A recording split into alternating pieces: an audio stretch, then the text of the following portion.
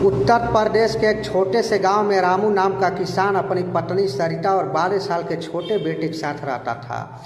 उनका घर मिट्टी का था, बरसात में टपकता था, गर्मी में तपता था और सर्दी में ठंड से कँपा देता था। रामू के पास बस 1.5 बीघा जमीन थी। उसी जमीन से घर चलता और उसी से सपने भी जुड़े थे। हर सुबह सूरज उगने से पहले रामू खेत चला जाता। सरिता पीछे से आवाज़ लगाती, अरे कुछ खा लो, कुछ खा लो। रामू मुस्कुरा देता, फसल अच्छी हो जाने दो, फिर भर पेट खाएंगे, यही बोलकर खेत चला जाता था।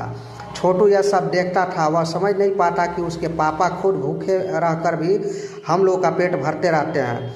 एक साल अचानक तेज बारिश शुरू हुई, नदी उफान पर आ गई, पूरा खेत पानी में डूब गया। रामू रात भर खेत बचाने की कोशिश करता रहा, लेकिन सुबह तक सब खत्म हो गया। घर आकर रामू पहली बार टूट गया। वह आंगन में बैठकर रो पड़ा।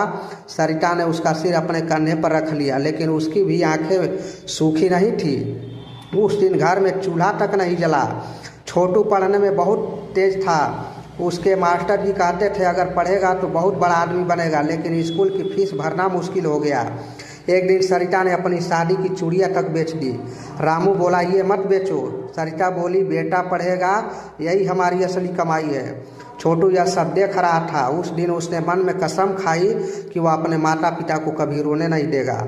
अगले साल बारिश ही नहीं हुई, जमीन फट गई, फसल जल गई, कर्ज बढ़ता गया। एक दिन साहूकार घर आ गया। पैसे नहीं दिए तो जमीन ले लूँगा कहकर हल्ला करने लगा। रामू चुप रहा। सरिता अंदर जाकर रोने लगी। छोटू बाहर खड़ा सब सुन रहा था। उस रात छोटू सोया तक नहीं। छोटू ने पढ़ाई के साथ काम शुरू किया। सुबह स्कूल, शाम को खेत में मजदूरी और रात में पढ़ाई करता था। कई बार वह भूखा सो जाता था, लेकिन वह हमेशा सोचता कि माता पिता मेरे लिए इतना कर सकते हैं तो मैं क्यों नहीं उनके लिए कुछ कर सकता। सालों की मेहनत के बाद छोटू ने बड़ी परीक्षा पास कर ली। उसे सरकारी नौकरी मिल गई। जब पहला वेतन मिला तो वह सीधे गांव आया। उसने पैसे पिता के हाथ में रख दिए और रामू के हाथ कांपने लगे।